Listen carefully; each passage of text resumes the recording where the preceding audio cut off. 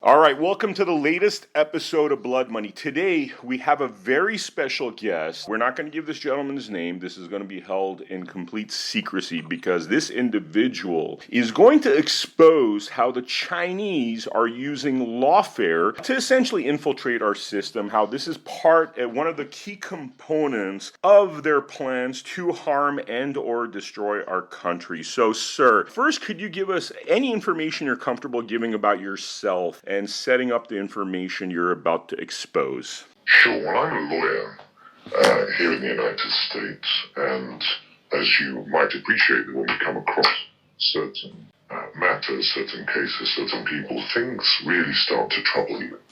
And it sits certain things sit very uncomfortably with me. And this really started when one started looking at a series of cases, not that I'm directly involved with them at all, but as you know, we all go down rabbit holes and we all start looking and seeing. And I wondered as to what extent the certain arms of state-owned entities and Chinese governmental entities, why certain cases were being prosecuted or taken in the way that they were. And one of them that really struck me was this case of Northeast Securities. And Northeast Securities was going out of its way to try and use the American courts and certainly the courts in California, to try and enforce judgments that they have against mixed either Chinese or Chinese-American individuals in the United States. And it's sometimes concerning assets that are allegedly there in China against people that at a certain point they had Chinese jurisdiction over, but yet they're litigating these cases in the United States. And it didn't sit well with me, because why are they doing it over there in China? So what you're saying is these are cases that should really be fought in China, but for some reason they're being fought in the United States. Yeah, well, yes. And I think I know the reason is this. There are certain laws, not necessarily in China, but more in Hong Kong, that would preclude them taking those cases forward in Hong Kong, but yet they can do so in the United States using United States laws, United States jurisdiction, especially when it comes to what they call the Uniform Fraudulent Transfers Act. And then they can then take a judgment from the United States potentially and go back to China with it and then rehabilitate it there. Okay, so it seems as though that is a technique of, and tell me if I'm incorrect here because I'm a bit of a layman when it comes to these particular matters. It seems as though they're basically trying to use the freedoms we have in the United States that they don't have in China against us. Well, not just against us, but sometimes against American citizens. Because there are certain people who are dual citizens, they're both American and Chinese, and they're using them against American citizens as well. You see, one of the very interesting things is with multi-jurisdictional law, which is this. If I get a judgment in the United States as against a Chinese entity, and I want to go and force that over in the United States, in China, I apologize, it is nearly impossible to do so. Wow. China make it so very difficult to enforce American judgments in the United States. I've had countless of them. And what they make you do is they make you first have everything translated into Chinese. And with that, you have to go to the Chinese embassy or the Chinese consulate in New York. And you have to get every page translated into Chinese. And for that, you have to pay. And you have to pay the Chinese consulate or the Chinese embassy to do that. And if you go nearly any day in New York, for example, to the Chinese consulate, you'll see there is a line out of the door, and half of that is lawyers or people representing Americans trying to get their documents certified and translated into Chinese before you ever get it into the Chinese court. Once you get it into the Chinese court, it gets sent back.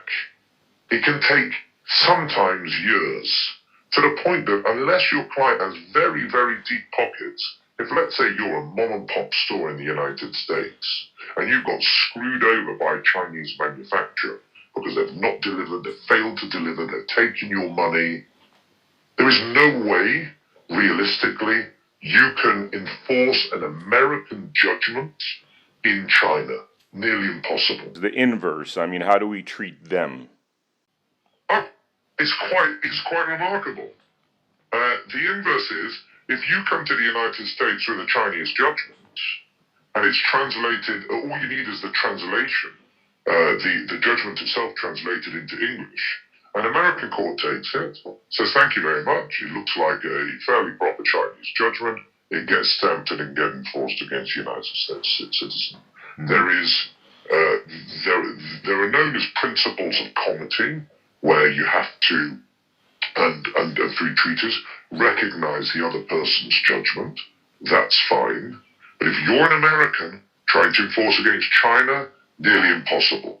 If you're Chinese looking to enforce against an American, dead easy. I mean, that's almost, I mean, that's kind of, there's a little bit of racism there, I would say, in the mentality of, the reciprocity. Is that what it is? I'm saying the wrong. Yeah. You're sure you're saying exactly right. It's reciprocity.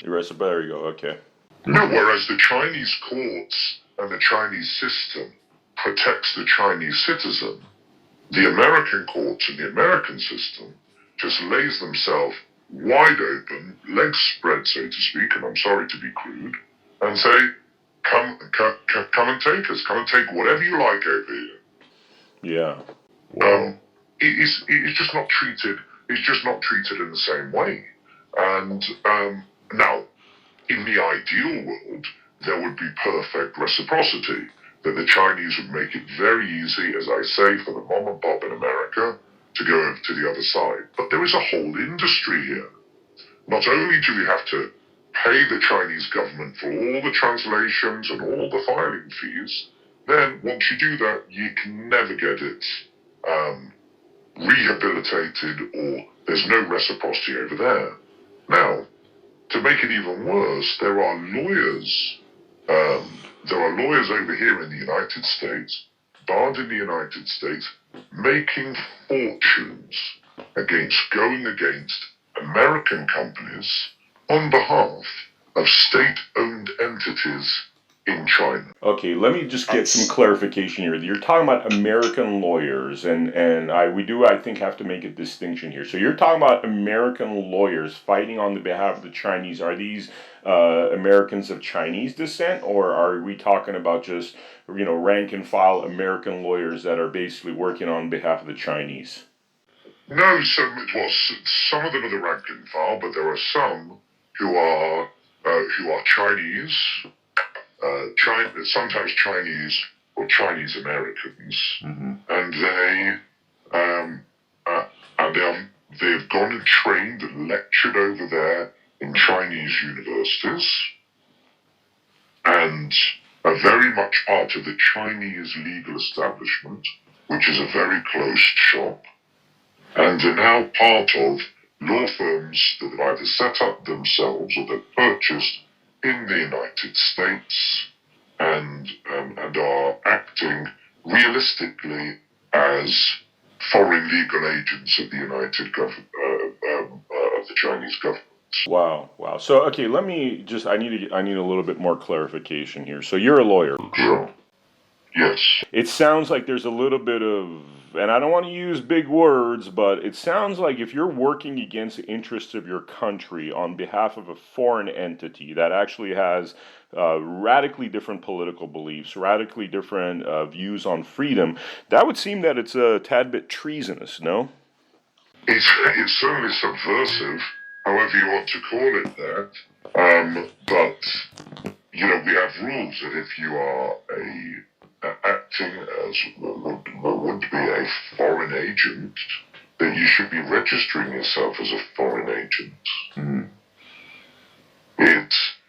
It's certainly nearly every lawyer when they are sworn in to be a lawyer in nearly any jurisdiction that I know, they have to swear to uphold the Constitution of the United States and uphold the Constitution of your local states. Mm-hmm. Here, one would hope that those lawyers are not acting on behalf of another government as against United States citizens when they have very close ties to that establishment. It is, it is insidious at its very core. There have been lawyers that one can pinpoint and say, how did that lawyer, why are they acting nearly exclusively on behalf of state-owned entities, nearly exclusively seeking to enforce judgments against American citizens, and when it goes back the other way, if you were to go hypothetically to that same lawyer and say, I want to enforce something over in China against a state-owned entity, they would never take the case. From somebody looking at this situation from the outside, right? You're looking at a country which seems to be having so much freedoms that's being abused, right? It seems as though the watchmen and the watchwomen that are supposed to, play referee and make sure that things are equal and fair are nowhere in sight. It would seem as though through our quote unquote, liberalism in terms of our legal practices, things are happening that don't seem quite fair, balanced, and I would dare to say lawful. I mean, could you confirm, deny, explain, I guess from a lawyer's point of view, the statements that I just made? Well, from a lawyer's point of view, the problem is we've set up the law to allow for that. So for example, we do have reciprocity. We do have reciprocity with other countries. There are certain countries we don't have reciprocity with because we recognize that their legal system is unfair. But in so doing, we don't take into account, especially within the United States, whether or not that country to whom we are giving reciprocity treats our citizens fairly in turn. It should be a free-flowing system whereby you enforce my judgments and I will enforce your judgments. Here, the problem is that it is a one-way street. Chinese state-owned entities have rights within the United States to enforce their judgments, whereas American citizens have absolutely zero rights to enforce their interests in in China. Absolutely none. And so money is very much flowing one way and one way only. You have a debt owed to you by a Chinese entity or state-owned entity, you will never get recovery over that, or nearly never get recovery over that. And judges, when they see a judgment coming over from China here, because of the way that it's been set up, they say, not a problem. Let's just enforce that. You can have your judgment. Very little issues, and the mom and pop, or even the larger company over here in the United States, has absolutely no protection from the courts. Now, sometimes those judgments are concerning assets in China, where, as I said, especially in Hong Kong, the law in Hong Kong, so let's say, I'm going to break it down for you legally. Mm-hmm.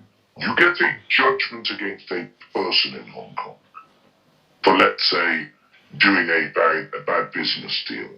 They owe somebody a debt, but they also have a home which a few years prior they transferred to a child.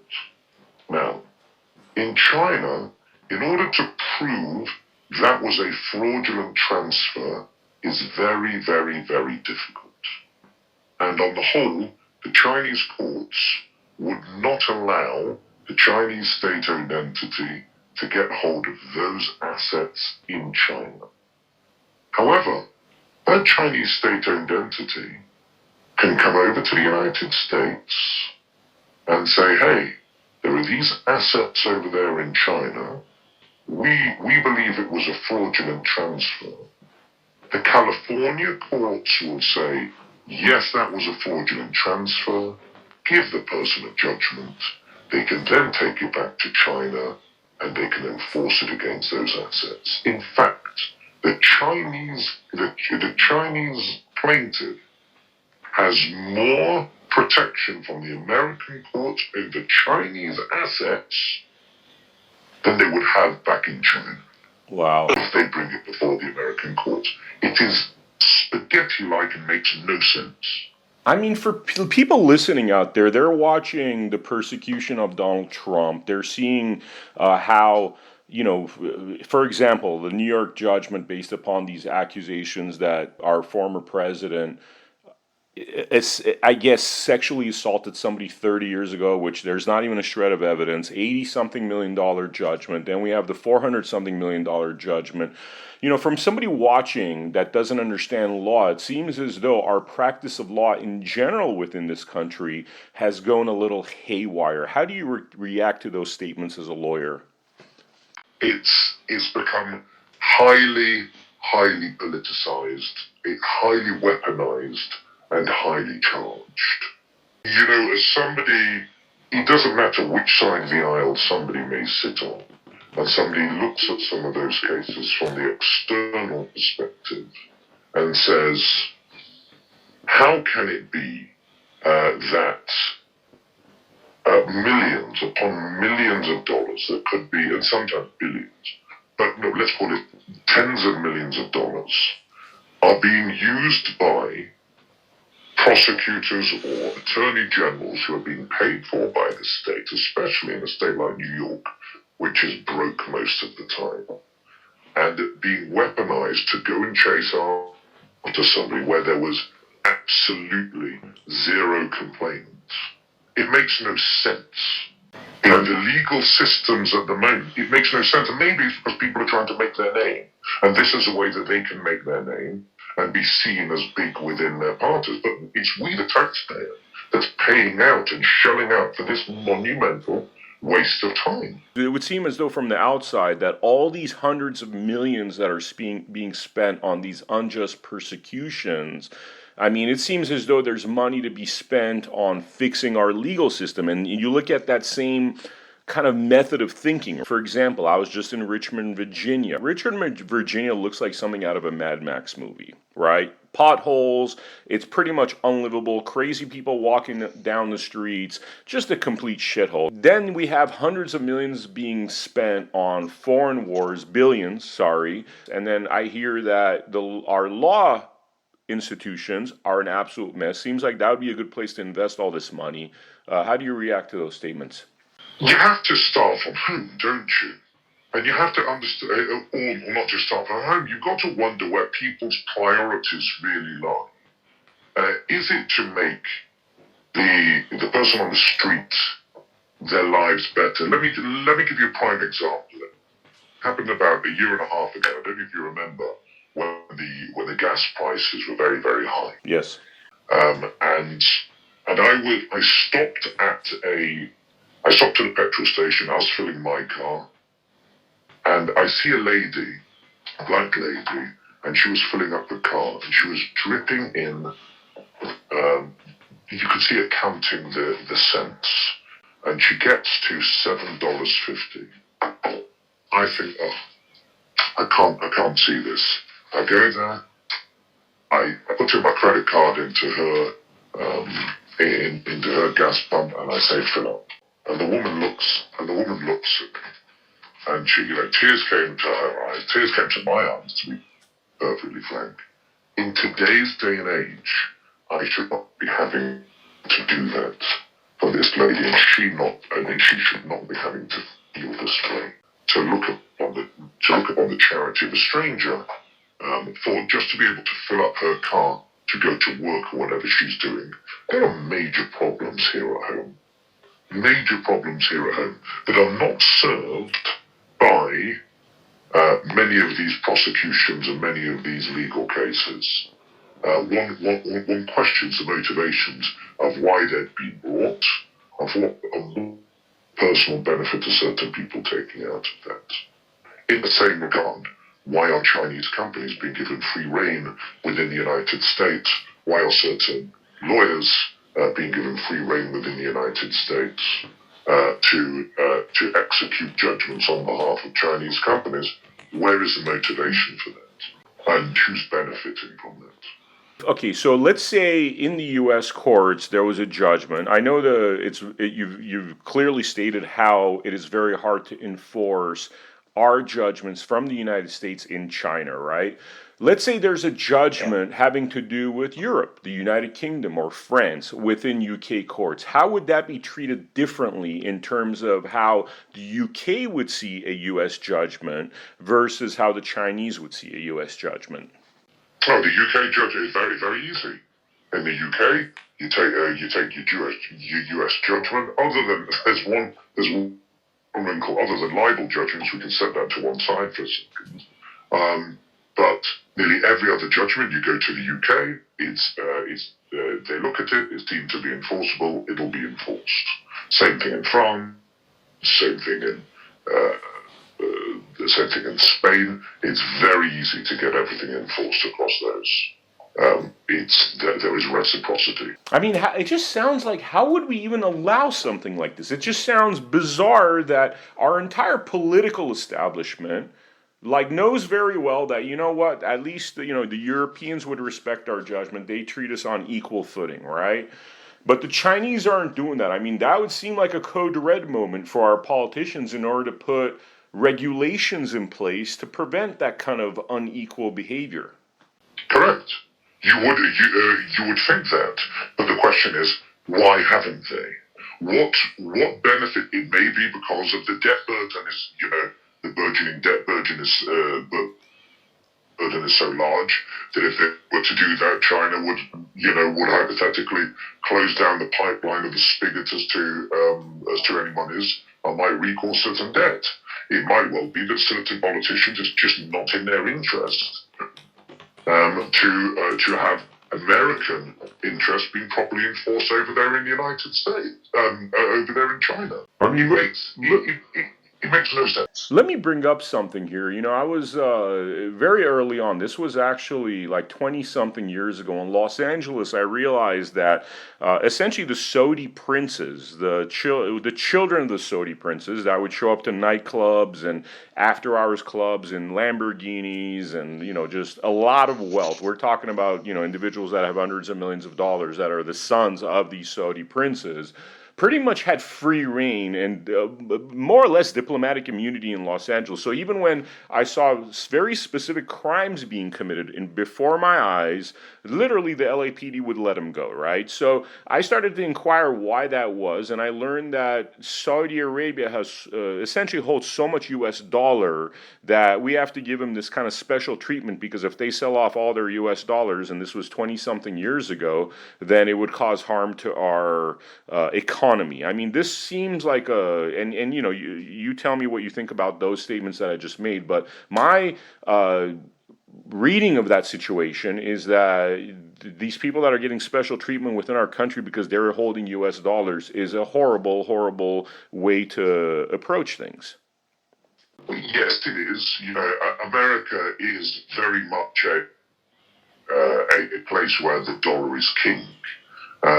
That's part of what makes America great, that anybody can make it and anybody can be big. But on the other side, there is also a huge amount of endemic and systemic corruption that has gone on.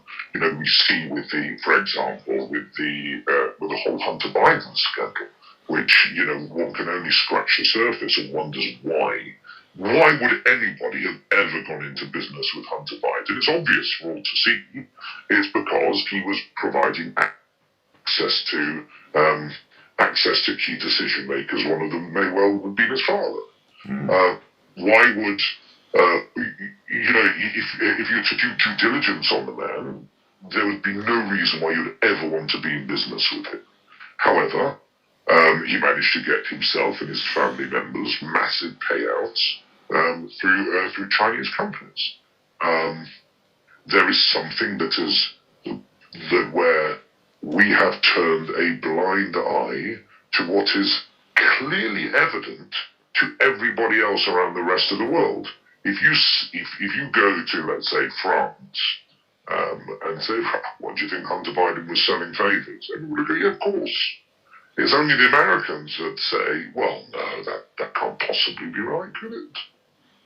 Wow. Okay, so let's talk about the debt of the U.S.A. It seems as though this idea of actually bankrupting this nation and having a monetary system that's actually backed by something in this day and age where BRICS is taking off seems like as painful of a decision as that would be to bankrupt this country and change the essence of our monetary system to actually be backed by whether it's precious metals, land, other resources, is the only decision that we could make at this point. What is your reactions to that comment? So, well, I'm certainly not an economist, but one does have to question the spending policy of the United States, especially at the moment.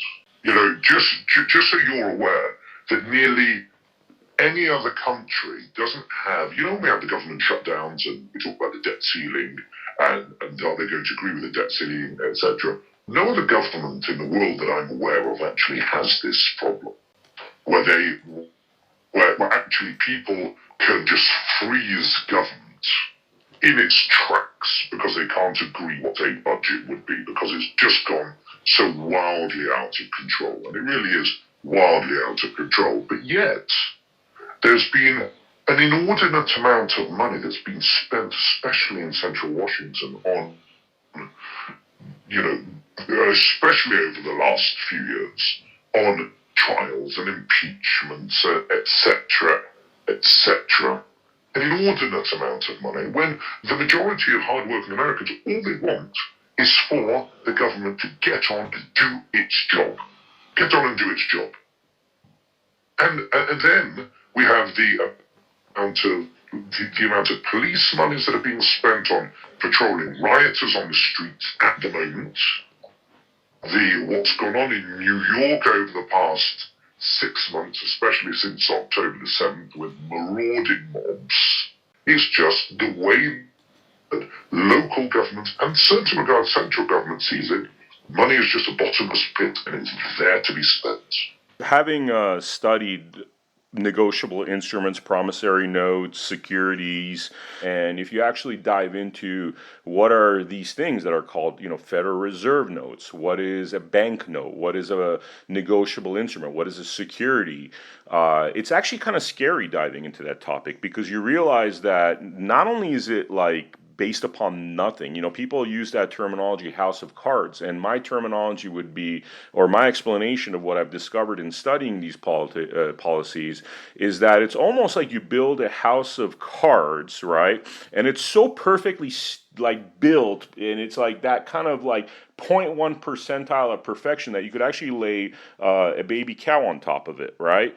But if that baby cow decides they're going to move even a smidget, the house of cards falls. And that's what our monetary system is, because it's backed by nothing. It's beyond the Ponzi scheme. It's literally the creation of money out of nothing, which would seem as though that's a bad way to move forward and a bad way to create something like 35 trillion in debt or whatever we're at right now. People say it's more like, if you take the digital debt as well, we're talking more in the hundreds of trillions, not actually 35, 40 trillion. I mean, what's your understanding of the topic in terms of how our money's created and what it's backed by? One of these things, you might as well be looking at monopoly figures at the moment. The amount of trillions that are out there in terms of what is deemed to be debt. I'm not ever sure that is ever recoverable, ever in the situation where there could be payoff, ever in the situation, unless we're just beholden to other countries' interests. Because it's not as if we're in debt to our own country.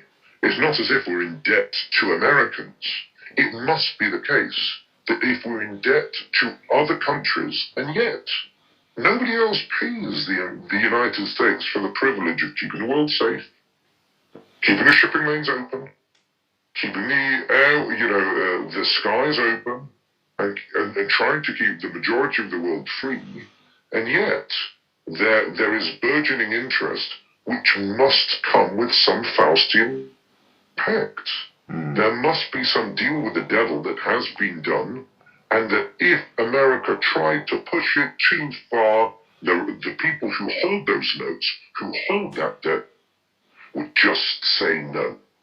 And we've got ourselves into this position. Sorry, that sounds like a hostage situation. When you said that, I mean, I suddenly had this image of, those classic hostage videos where there's four or five guys with AK-47 standing in front of somebody that's sitting with a blindfold on. I mean, that seems to be America right now. Very much so.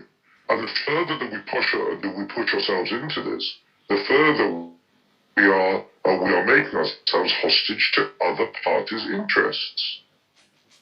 Like, tell me something. Could you ever see and envisage a situation where America could work towards, despite being the greatest economy on this earth, could you ever see us working towards a position whereby America is minimizing and bringing it down its debt burden?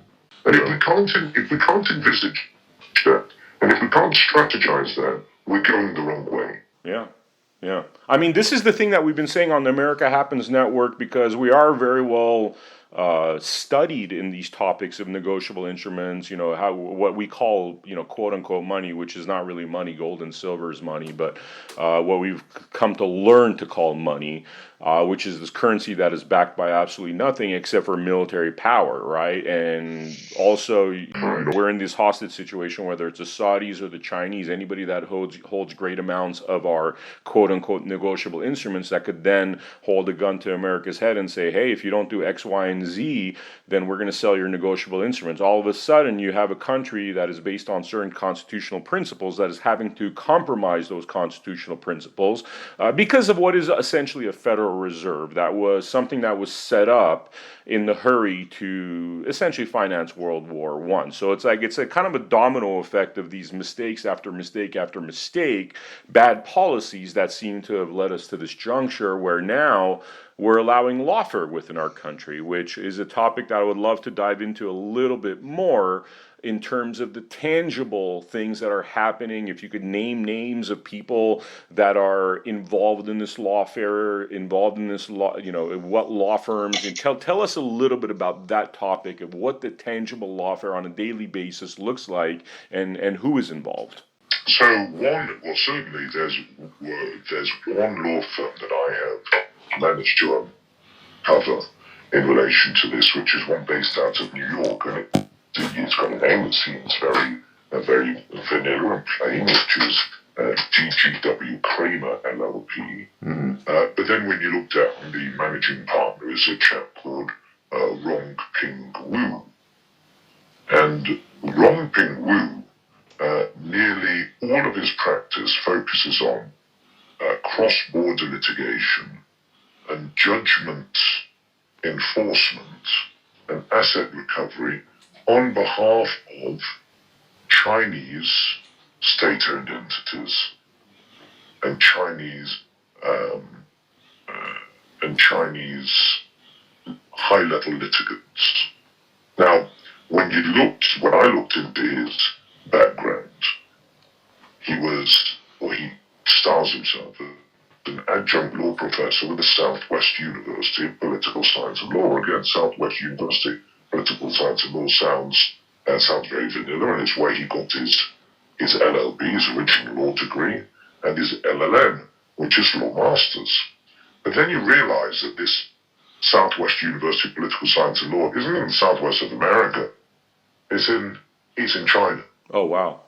And it's where nearly all of the high-level appellate judges and nearly all of the politicians who are sitting there very up on high have gone to themselves. Here is a lawyer practicing within the United States who has a degree, practice very well marinated into the highest echelons of Chinese political and legal society, and yet is in the United States as a managing partner and bringing cases nearly routinely against American citizens, American interests, in order to enforce what he called Chinese judgments that have been obtained over there in China.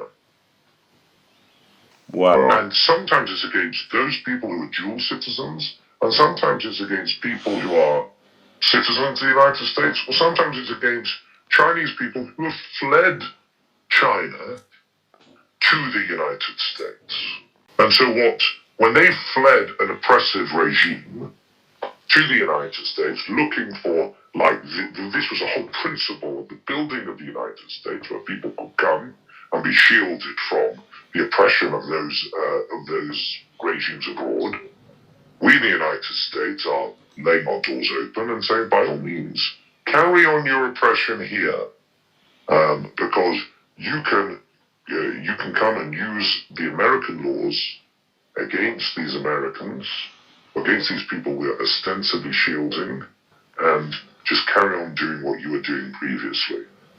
We know what happens to people in China that step out of favor with the people up on high. And this was one particular individual that I started looking into the cases that he was taking, and certainly what type of cases and against whom he is taking these cases. And nearly exclusively, and nearly always, he will put in affidavits in those cases attesting to the propriety of the Chinese proceedings that had gone by in the past. So I'm imagining these lawyers in these law firms, right? And in a better day in this country, these actual lawyers that are seeing this happen, this infiltration, this lawfare, would, in better days, be like, wait a minute, these are anti-American things you're doing. And they would self-police their own law firms. They would call these people out. But this sort of thing doesn't happen without the support of the other people in the law firm, right? And then at the same time, you have this media apparatus that's constantly telling us that America's evil and trying to drive us towards socialism, or at least that's what it seems like to my eyes and ears. How much of an effect this kind of self-loathing that's created by the media gives individuals that are seeing this kind of corruption, anti-American behavior happen? And I'm talking about the lawyers surrounded by, by this particular lawyer that you just spoke about. How much of an effect has that had on people closing their eyes and allowing this sort of lawfare destruction to happen within our country? It's a huge effect. And we have to remember, this has been going on not just for 10 years, but 20 years and 30 years. There are, one goes now to law schools within the United States, and we've seen this over the past God knows how many years, and we're starting to see now where, in fact, funding within universities and law schools come from, right? And a lot of it is coming from external interests who are paying for professorial seats to teach certain aspects. When I was looking at, for example, Albany Law School, there was a professor there who teaches American imperialism from a critical perspective. Now one has to ask the question, what in God's name has American imperialism got to do with teaching law in a law school? It's got nothing to do with contracts, nothing to do with equities, nothing to do with trusts. But there has been what seems to be a distinct pattern over the last 30 years to erode what could deemed to be the core values of what it means to be an American. Lawfare has started not in the courts, but it started in the law schools. When you've gone to places like Berkeley, as a prime example, where one has seen law being used as a tool of oppression of certain students who step out of line or who are deemed to have Berkeley views.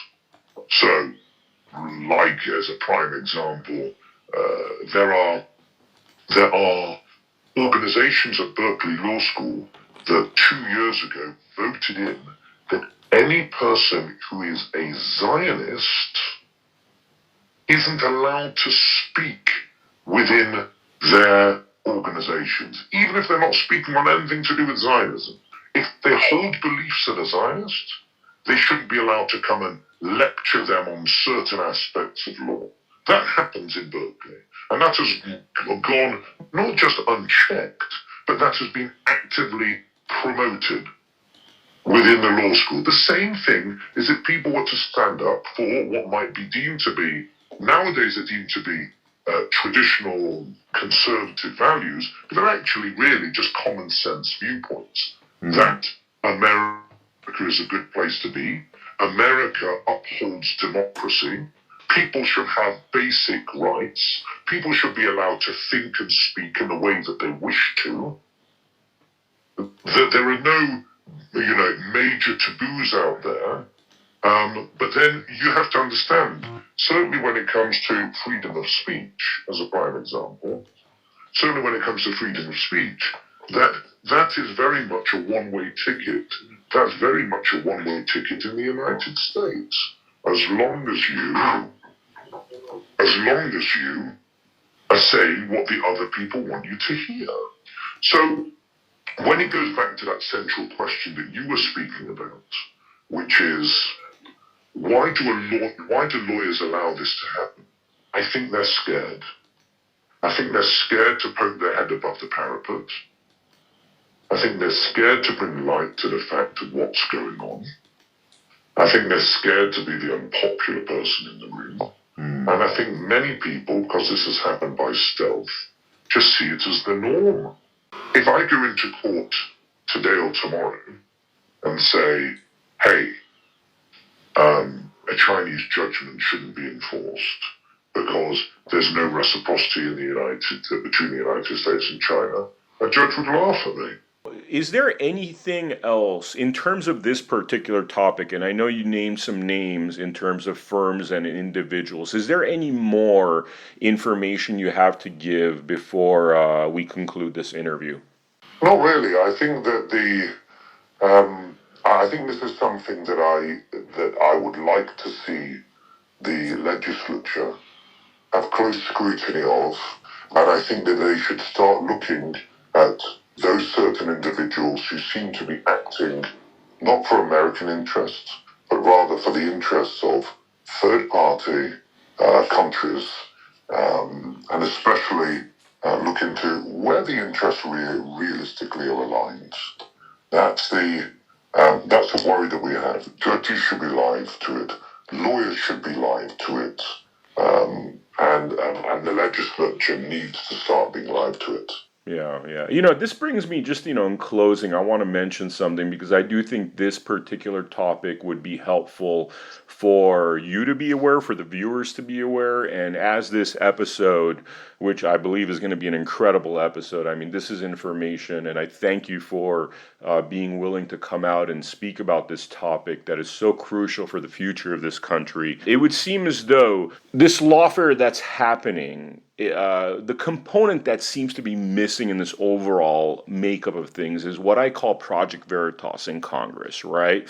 Which is one of our agendas to take this kind of information and put it in front of congressional members, right? Because as the America Happens Network, we were actually in Congress for about 3 weeks in the month of February, March. And what you see there is you see a lot of these mainstream media outlets that are always in the room, right? And as we know, these mainstream media outlets, quote unquote Hollywood, is very much with selling this propaganda being part of the problem, right? And so one of the things we thought about is we need essentially what we're calling Project Veritas in Congress, which is getting these topics in front of congressional members and putting pressure on them via having an independent media presence that seems very crucial to this. I mean, do you think that is part of the solution of having more boots on the ground in Washington, D.C., with cameras in the faces of these politicians, bringing these issues forward so we're constantly pressing them on the topic? 100%. You see, what your role here is, it's remarkably important. We need to keep people on track in Congress. We need to keep people focused on what they should be doing, rather than what they should not be doing, which is going on rabid witch hunts against people and trying to create revisionist history. There are problems that are going on at the moment on the ground which are affecting United States citizens and United States interests. And what you're doing by having those cameras in their faces is remarkably important. It keeps people true. You know, you don't have what they have over in Britain, for example, which are prime ministers' question times every week. Without that, what you're doing is of crucial importance. I really thank you for that, because it's, we had this revelation while in Congress 3 weeks ago, and that's what came forward. I mean, I was working with some individuals that are working on the Military Accountability Project, and this idea of Project Veritas in Congress seemed like the thing that was missing. And for the viewers out there, we have set up a fundraising mechanism where our goal is to get 10 correspondents per month flooding Congress. And from the amounts of monies we've heard spent on other things that literally lead nowhere, millions spent on political campaigns, it would seem as though getting 10 correspondents in Congress, which is a drop in the bucket, would result in a lot more action in terms of putting pressure on these individuals. Because my 2 cents is, I'm from Hollywood. I grew up in Hollywood. I was a Hollywood TV producer, a music video director, and what I realized is that Hollywood and Washington D.C. are very similar in that you have what I call performers performing to an audience, right? And when your audience is all mainstream media that's going along with the narrative that's destructive to our country, they are performing to that audience. What happens if you insert 10 voices, 10 correspondents that are not following that narrative, that are actually asking the hard questions? All of a sudden, which I saw one correspondent that was in Congress 5 days a week, and I could see how once this correspondent walked into the room, the tone would change, and all of a sudden, these politicians would get nervous because they didn't have the mainstream media cover. And so I started thinking, hey, let's put 10 of these people in here, and that's part of our agenda, And in closing, I just want to mention that because we truly feel as though that is the missing link to actually getting things moving in the right direction. It's keeping people honest. You do a magnificent job. And the more that you can do, the better this country will be. Wow. That's all we strive to do, sir. Thank you so much for coming on to the Blood Money podcast. This is a very exciting episode. Thank you for having the courage to expose this. It's because of people like you that this information is going to get out there. And it's because of people like you that we're going to save this country. And that must happen, because the other option is going into some kind of Chinese communism, and having had parents that escaped that kind of tyranny, that is not a viable option. All right, guys, for this episode, I wanted to do a little after Blood Money closing bit. We heard about how this whistleblower is talking about how our courts are also being invaded by foreign interests, right? But where is Congress? Where is our congressional members? This is why at the America Happens Network, we feel that it's important to get what we call Project Veritas in Congress. That means independent journalists from the America Happens Network flooding the halls of Congress, asking these congressional members the hard questions that they never get asked, right? You have an audience of mainstream media members that are not asking the hard questions like, hey, why is our U.S. courts being invaded by the Chinese? Why are the Chinese allowed to do this in our country while we can't do the same in China? And there's many questions like this. For example, the J6 individuals that are clearly feds that have yet to be exposed by Congress that show that it was a Fedsurrection and not an insurrection, right? So there's a lot of these hard questions that the mainstream media is not asking, and there is no independent media in the halls of Congress, like you see the mainstream media flooding the halls of Congress. So that is part of our new agenda at the America Happens Network to start what we call Project Veritas in Congress. So please consider donating to us. Links below, links on the screen right here,